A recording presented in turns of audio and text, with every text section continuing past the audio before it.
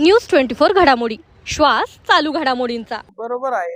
आज एक अर्ज राहिला होता, तो सुद्धा त्यांनी आपण केलेले विकास कामं आणि प्रभागाचा केलेला जो विकास आहे व संग्राम भायांच्या मार्गदर्शनाखाली जी आपण विकासाची गंगा आपल्या प्रभागात नेली, त्याच्याकडे पाहून त्यांनी एक सन्मानपूर्वक तो अर्ज मागे घेतला आहे।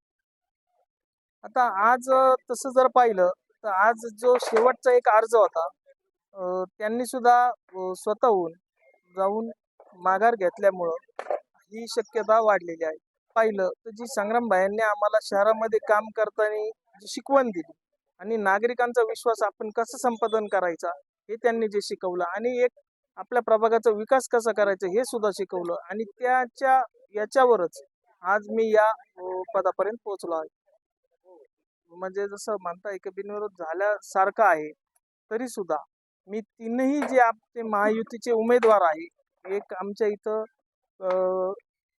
कमळाचा उमेदवार आहे भाजपचा आणि दोन आता मी सोडल्यानंतर दोन घड्याळाचे उमेदवार राहतील, तर त्यांचं मी शेवटच्या ताकदीपर्यंत माझे सर्व नातेवाईक, माझे सर्व मित्र, माझं संपूर्ण गाव, प्रभागातील ज्या नागरिकांसाठी मी काम केलं, तो प्रत्येक नागरिक त्या तिन्ही उरलेल्या उमेदवारासाठी त्याच जोशाने आणि त्याच ताकदीने काम करणार आणि आमचा पॅनल हा संपूर्ण भरपूर मतांच्या लीडनी निवडून येणार।